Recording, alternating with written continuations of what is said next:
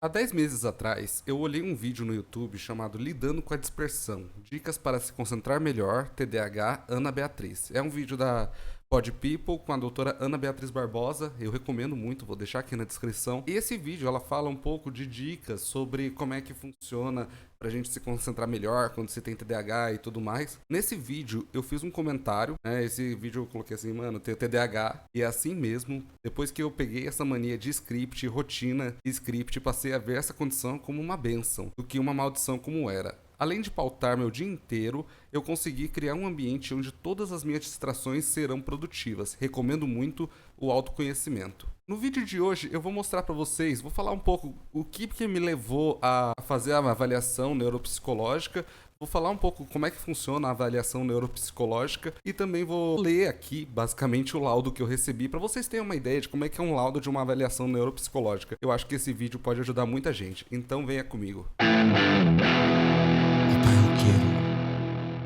Fala galera, tudo bem com vocês? Meu nome é Renan e esse daqui é o canal Pai Roqueiro. Desde já eu peço para você dar o like nesse vídeo, se inscreva no canal e ative o sininho de notificações. Aqui é um canal de música, mas aos poucos eu vou tentar trazer um canal mais focado em ajudar a galera assim que muitas vezes passa pela mesma condição que eu, igual hoje eu trouxe TDAH, mais tarde eu vou falar sobre a questão de família e tudo mais. Então acompanhe o canal, eu tô dando uma repaginada aqui, eu fiquei muito tempo fora aqui do YouTube, eu fiquei acho que várias semanas assim meio disperso, postando um vídeo, outro de cover. Mas isso daí foi por um motivo bem específico que eu posso abordar aí pra vocês. Mas no vídeo de hoje eu vou falar pra vocês, vou abordar o assunto principal do TDAH. Bom, galera, há cerca de mais ou menos um ano atrás, principalmente lá pra dezembro do ano retrasado, né? O que acontecia? Eu e minha esposa, a gente já tinha reparado coisas de muito tempo antes, assim, por exemplo, aqui em casa eu tenho portão automático. Eu não consigo lembrar se eu fechei o portão automático quando eu saio de casa. Então, toda vez que eu saio de casa, eu dou uma volta no quarteirão de carro, volto para minha casa para garantir que eu tranquei o portão automático. Além de muitas outras coisas, eu sempre tenho a mania de revisar várias coisas, além de eu seguir muito rotina. Se algo sair da minha rotina, eu fico um pouco perdido, não sei o que fazer. Isso daí tava começando a gerar conflitos entre eu e minha esposa, tava começando a gerar algumas situações que não eram bem legais, assim, entre nós. E foi isso que me levou a buscar essa questão do autoconhecimento, né? Primeiramente, eu fui até um neurologista. Eu tava vendo muito conteúdo sobre Asperger, né? E por pouco eu tava achando que eu tinha Asperger. Eu passei no neurologista, falei pra ele essas questões que eu tô falando aqui. Lógico que eu falei muito mais pra ele sobre várias outras questões. E ele me recomendou fazer uma avaliação neuropsicológica. E pra quem não sabe, eu vou ler aqui no laudo o que é a avaliação neuropsicológica. Então vamos lá. A avaliação neuropsicológica é baseada nos resultados de exames de funções cognitivas e deve auxiliar as demais intervenções realizadas pelos profissionais envolvidos, assim como nos diagnósticos de suas respectivas áreas de atuação. Trata-se de um documento sigiloso que somente poderá ser fotocopiado por terceiros após autorizado formalizada pelos responsáveis. Para entendimento do raciocínio clínico feito durante o processo de avaliação, é importante a leitura do documento na íntegra. O uso apropriado das informações deve ser feito de forma ética, de um modo que preserve a integridade socioemocional do examinado, não o expondo, portanto, qualquer situação de constrangimento e discriminação. E por que eu estou trazendo esse conteúdo para vocês? Porque eu vejo que na atualidade tem muitos jovens, eu tenho 27 anos, por exemplo, tem muitos jovens que estão começando a ficar preocupados, estão começando a se identificar com TDAH, tem gente que está colocando Asperger e tudo mais. Só que muitas vezes a gente pergunta sobre se tem diagnóstico, a pessoa fala que ainda não, que a pessoa ainda tem uns certos tabus, assim, de se buscar o diagnóstico, né? Então eu tô trazendo aqui pra falar que é um procedimento, assim, interessante de se fazer, principalmente porque amplia um pouco mais o seu autoconhecimento e você acaba lidando consigo mesmo de uma forma melhor. Né? Então, aqui tem a identificação, lógico que eu não vou mostrar, porque tem meus dados pessoais aqui e tudo mais, mas descrição da demanda. O paciente foi encaminhado para avaliação neuropsicológica com HD, CID, caramba, a pedido do médico para compor avaliação multidisciplinar. Que foi isso que eu falei, o neurologista me encaminhou para avaliação neuropsicológica e é feito com se eu não me engano, é um neurologista que ele consegue também atuar como um psicólogo. É uma área bem específica, assim. Vou falar para vocês, eu fiz pelo convênio Na época eu tava com o Bradesco. Não foi fácil de achar um lugar que fazia. Muitos lugares faziam, só que pago por fora, e uma avaliação dessa custa entre 2 a 4 mil reais. Eu dei muita sorte que eu achei pelo convênio, eu fiquei ligando várias vezes para várias clínicas diferentes que eu vi que fazia esse exame, né? Até que achei uma clínica que conseguia fazer para mim. Então, vamos lá. Descrição do avaliando. A entrevista inicial foi realizada com o paciente que forneceu todas as informações solicitadas. O paciente é filho de pais separados, tem uma dificuldade de relacionamento com a mãe, mas com o pai tem um relacionamento melhor. É casado há 5 anos e já se conhecem há 10 anos. O casal tem 2 filhas, no caso agora é 3, uma de 4 e outra de 2 anos de idade. Considera-se seletivo no que gosta e no que faz. Suas queixas são que tem dificuldade de concentrar, hiperfoco e ouvido absoluto. E isso foi também outras questões que me levaram a fazer a avaliação. Basicamente, quando eu foco em alguma coisa, por exemplo, bateria, que é algo que eu trouxe aqui. Se eu foco em tocar uma música, eu acabo ficando horas e horas pra tirar essa música e assim, parei. Pra mim, parece que foram apenas 10 minutos. Se eu tô focado em alguma coisa, se eu tô fazendo alguma coisa, eu juro pra vocês que eu não escuto nada que outras pessoas falam comigo ao mesmo tempo, se eu tiver nesse hiperfoco. E ouvido absoluto também, né? Eu, desde criança, eu sempre tive, assim, um contato com música, embora eu seja um dos únicos da minha família que toca em música. Sempre quando eu tive a oportunidade de ouvir uma música ou de ver uma apresentação ao vivo, eu percebia que eu conseguia separar muito bem uns instrumentos dentro da minha cabeça e eu conseguia também reproduzir os instrumentos, né? Tanto que você pode ver aqui atrás, eu tenho guitarra, baixo, violão, e se eu quiser tirar uma música de ouvido nesses instrumentos, eu consigo tirar tranquilamente. Lógico que vai demorar um pouco, né? Eu tenho que ouvir a música várias e várias e várias vezes. Esse demorar um pouco é demorar um pouco para quem está por fora, porque para mim, eu juro que passa muito rápido. E muitas vezes acaba que eu acabo tirando a música e quando eu percebi já tá de noite. Começa a tocar de manhã e quando eu vi já tá de noite, né? Bom, vamos lá. Procedimentos. Isso daqui é muito interessante. Para quem não sabe, a avaliação neuropsicológica, ela funciona o seguinte: você faz uma entrevista inicial com um neuropsicólogo e daí então, a partir daí, ele vai começar a trazer uns testes para vocês. Os testes é como se fosse jogo de memória ou se vocês já fizeram algumas entrevistas de emprego que passaram um teste de QI, é mais ou menos isso. É tipo, tem essa questão da... Se você tem carta de reabilitação, você já fez o exame... Putz, deu um branco agora. Agora eu não vou lembrar não, mas eu posso colocar na tela aí com esse exame. É bem parecido também com esse exame. Então vamos lá, procedimentos. Durante o procedimento da avaliação, foram realizados 10 atendimentos de 50 minutos cada, entre eles anamneses com o próprio paciente. 8 atendimentos com o paciente e uma devolutiva com o mesmo, no período entre os meses de dezembro, janeiro, fevereiro e março de 2023, sendo que o paciente precisou faltar devido às questões referentes à saúde e teve que ser submetido a um procedimento cirúrgico. Para quem já conheceu esse canal de mais tempo aí, viu que no início do ano passado eu fiz um procedimento cirúrgico, né? Foi desvio de septo e várias outras coisas que eu tinha no nariz aí também. E acabou que tava no meio dessa avaliação neuropsicológica, então eu tive que dar uma pausa aí para poder me recuperar da cirurgia. Bom, vamos lá. Aqui ele fala os instrumentos técnicos, né? Anamnese semidirigida, observação clínica, escala de inteligência Wechsler para adulto, figuras complexas, teste de pirâmides coloridas, bateria psicóloga de atenção, teste de 5 dígitos. Bom, daqui foram alguns nomes aí, também tem alguns nomes de médico e tal, tipo Ray, Auditory Verbal. Tá? Aqui é ele falando mais quais que são os testes que foram aplicados. Eu imagino que alguém que tenha mais contato com esse lado da psicologia ou desse lado da neurologia pode saber melhor o que são esses testes aí. Bom, instrumentos complementares. Além desses instrumentos, foram utilizados questionários de sintomas de depressão e ansiedade, a tarefa de recordação em histórias. Análise. Observações clínicas. Desde o início dos atendimentos, o paciente demonstrou disponibilidade e comprometimento, comparecendo a todas as sessões e não se manifestou contrário ao que lhe era proposto. Em algumas sessões, demonstrava ansiedade, querendo saber o quanto antes os resultados e o que estava sendo avaliado, o que era cada teste e o que estava sendo proposto, mas sempre atento ao que estava acontecendo e sendo proposto. E os resultados foram analisados considerando-se a idade e a escolaridade do paciente. Durante os atendimentos, o paciente não teve dificuldade para estabelecer vínculo com o examinador. Sempre muito comunicativo, inclusive na hora que estava realizando as tarefas propostas, apresentou ter compreendido todos os comandos feitos diante das atividades propostas. Aqui ele falando que todas as atividades que ele passou, eu sempre fui muito solícito com ele, sempre me demonstrei disposto a querer executar a atividade, sempre me demonstrei querer saber o que estava sendo avaliado no momento e tudo mais, né? Análise dos resultados cognitivos. Aqui eu vou deixar um gráfico para vocês na tela. Para avaliação das habilidades intelectuais, utilizou-se 4 subtestes de escala de inteligência Wechsler para adulto. Então, como vocês estão vendo, complementar figuras 24 pontos brutos, 95 percentil, classificação superior. Vocabulário, 47 pontos brutos, 90,9 percentil, classificação superior. Código, 52 pontos brutos, 36,9 de percentil. E, na média, semelhanças, 35 pontos brutos, 95,2 o percentil.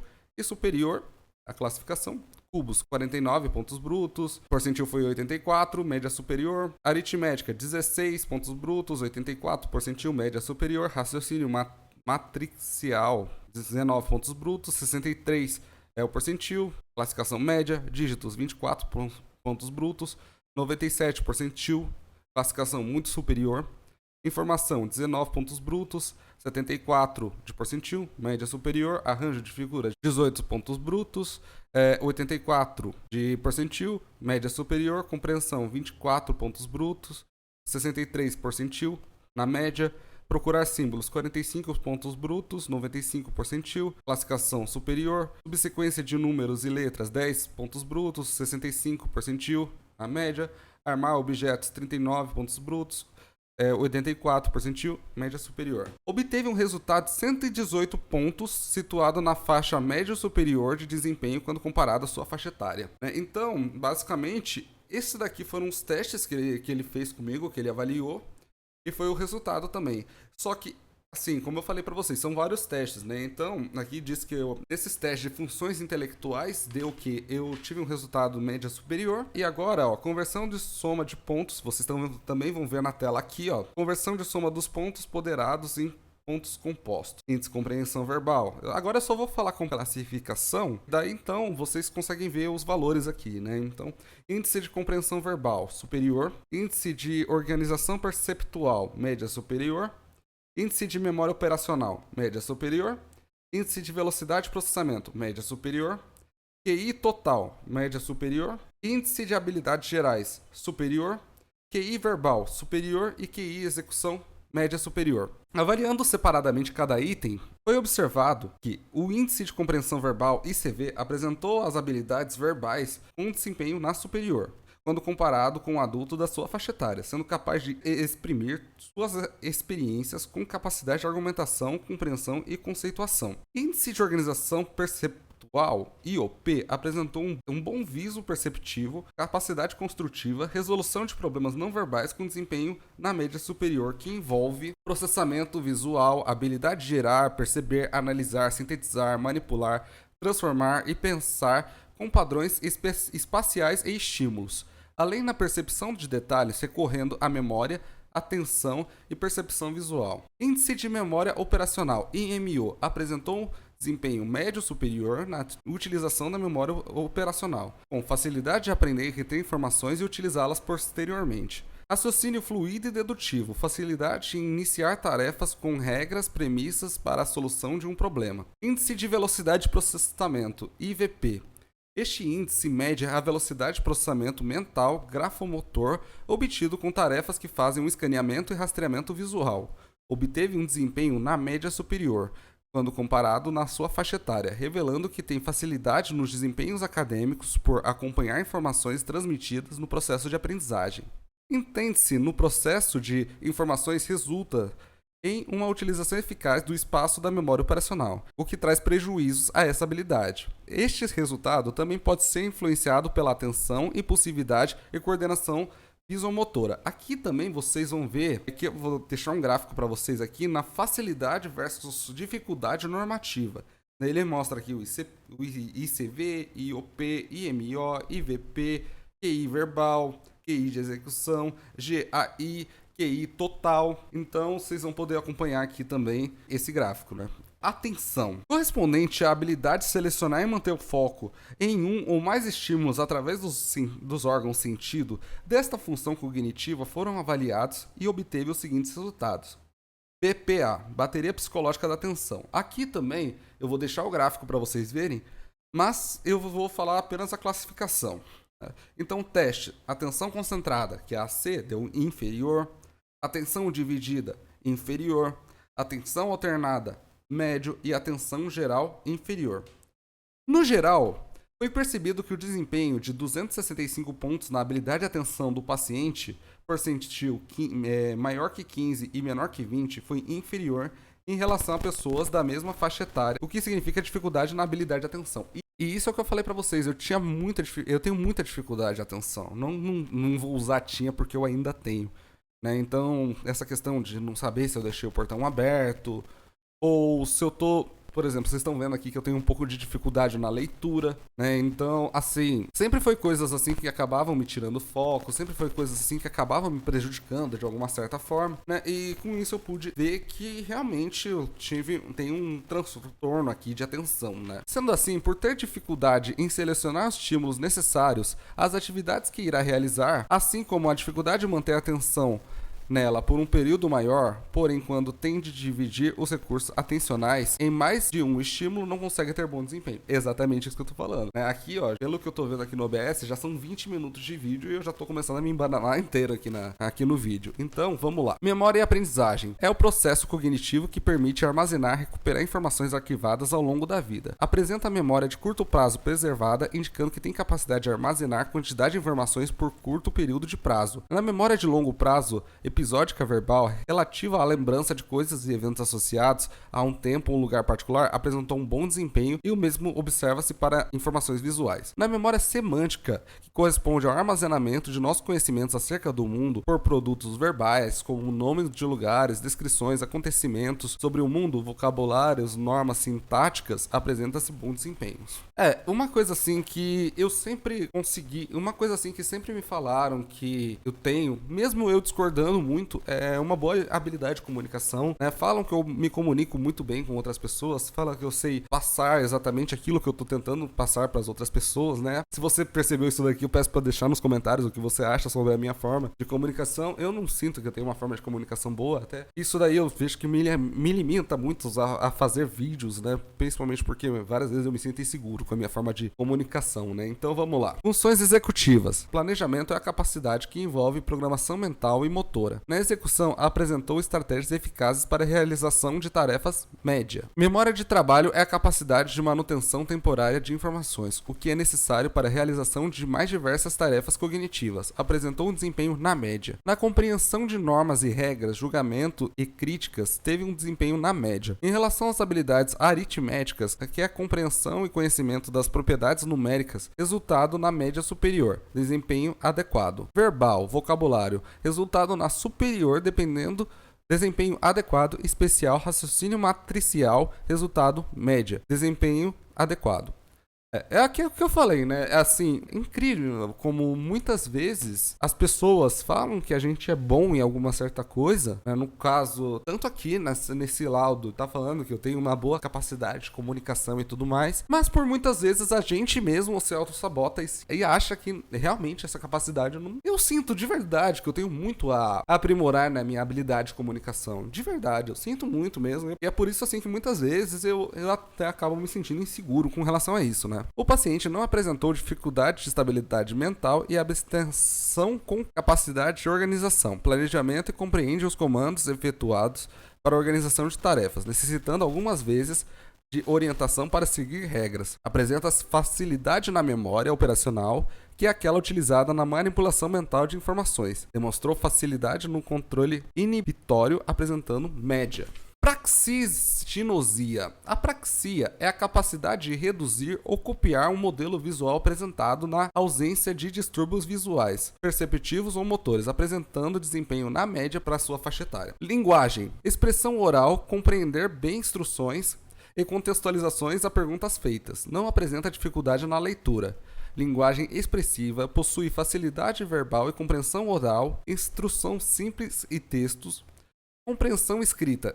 Instruções simples e textos conservada, não tem dificuldade em expressar palavras durante as conversas, Boa capacidade de articulação, não apresenta dificuldade em nomear figuras, o paciente reconhece as imagens e consegue verbalizá-las. Sendo assim, é possível afirmar que suas habilidades de linguagem estão preservadas, o que sugere que o paciente tem a plena capacidade de compreensão e abstração dos comandos verbais, além de compreender uma forma verbal. Aspectos emocionais. Isso aqui é o que pega na maioria das vezes, principalmente nos jovens assim da minha faixa etária. Foi possível perceber que durante os atendimentos que o paciente apresenta comportamento adaptativo, com capacidade de compreensão e abstração do que está sendo exposto durante todo o processo. Tende-se a ser proativo e iniciar, concluir tarefas importantes e usualmente toma decisões agilmente. Pode apresentar forte motivação intrínseca para realizar seus planos sem precisar de estímulos ou auxílio externo para iniciar e levá-lo adiante e concluir projetos. Tende a preferir ficar sozinho ou em grupos pequenos e demora mais para desenvolver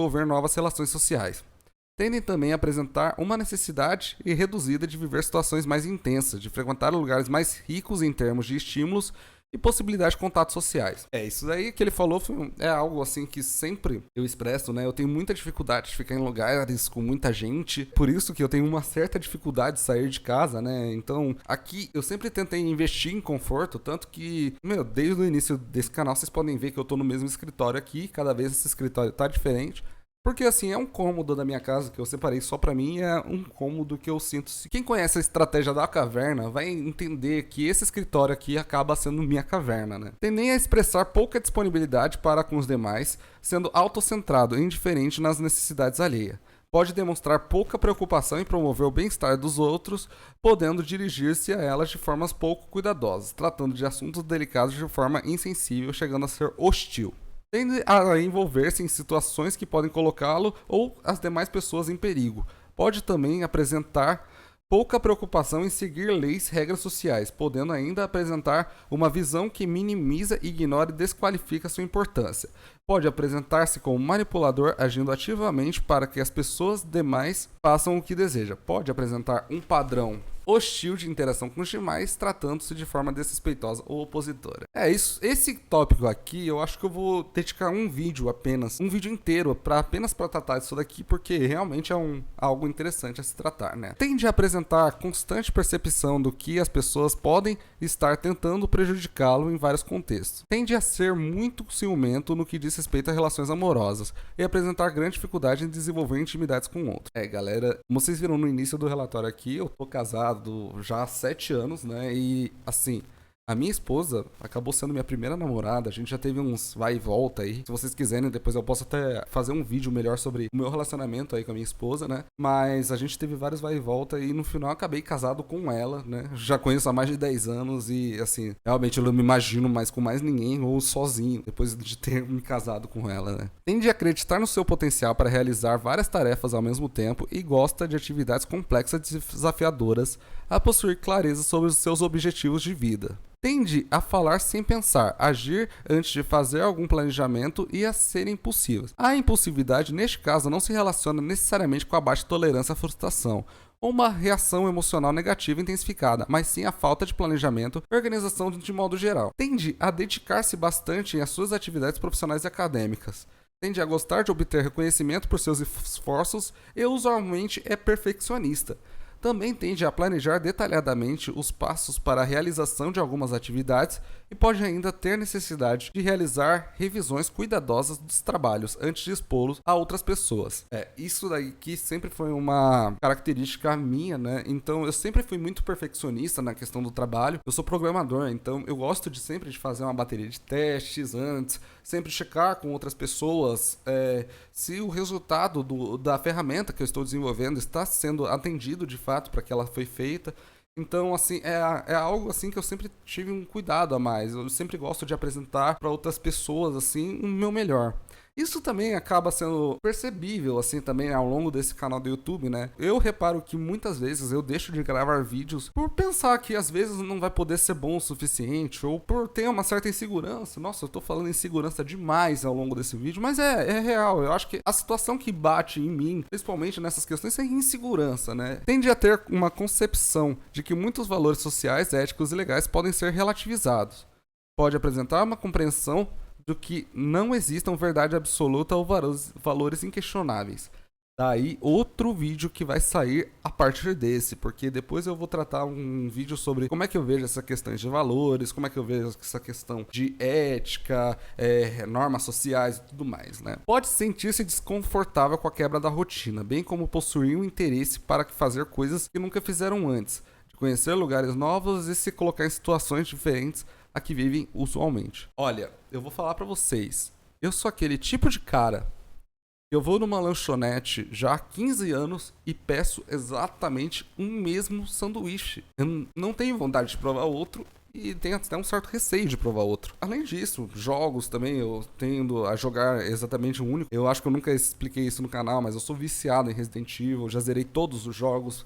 Toda vez que eu jogo de novo. Assim, tudo que eu faço geralmente acaba sendo as mesmas coisas que eu sempre fiz, né? Parece que me gera uma sensação de segurança. Conclusão. Os resultados apontaram para o perfil cognitivo com pontuação de QIT, consciente de inteligência total, de 118 pontos, na média superior, e de desempenho quando comparado à sua faixa etária. Em tarefas atenciosas apresenta dificuldade, principalmente por não conseguir dirigir seu foco atencional para o estímulo necessário, permanecendo focado em seus estímulos de seu próprio interesse. Conclui-se que os achados apresentam sintomas que sugerem HD, hipótese de diagnóstico comparável com o perfil a seguir, o CID-10 e o CID-11 para transtornos de déficit de atenção e de hiperatividade. Daí aqui ele mostra, ó, CID-10, F41.2, transtorno misto ansioso e depressivo, F90, TDAH, distúrbio de atividade de atenção, e CID-11, 6A050, transtorno de déficit de atenção e hiperatividade predominantemente desatento.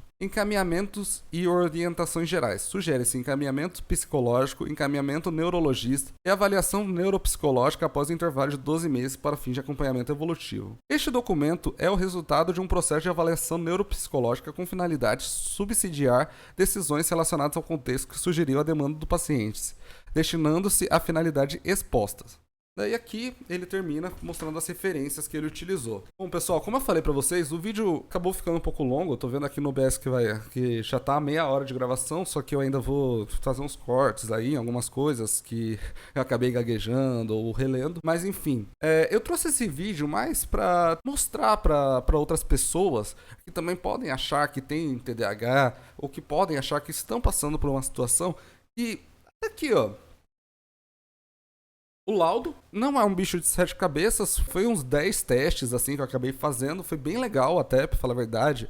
Eu gostei muito assim do avaliador que tava comigo, que foi o neuropsicólogo, né? E acabei assim descobrindo coisas sobre mim. Acabei descobrindo que muitas coisas que eu passava são sintomas do TDAH, muitas inseguranças que eu passo também são geradas pelo TDAH e é completamente normal. Então assim, ele passou também pra eu consultar psicólogo ou pra voltar com o neuro, acabei não voltando. Acabou que pra mim esse relatório foi muito bem explicado, né? Eu procuro maneiras assim de controlar meu TDAH, como eu mostrei aqui pra vocês, eu tendo a pautar meu dia inteiro, né, e não só meu dia, como a minha semana inteira, cada passo que eu dou, eu já tenho pensado no que eu vou fazer, e muitas vezes acaba que também eu ajo por impulso. Às vezes eu boto na cabeça que eu quero fazer alguma coisa e faço sem nem pensar, mas isso daí, assim, é algo que eu já tenho tentado controlar e tudo mais. Bom, pessoal, eu espero que realmente esse vídeo tenha sido útil pra vocês.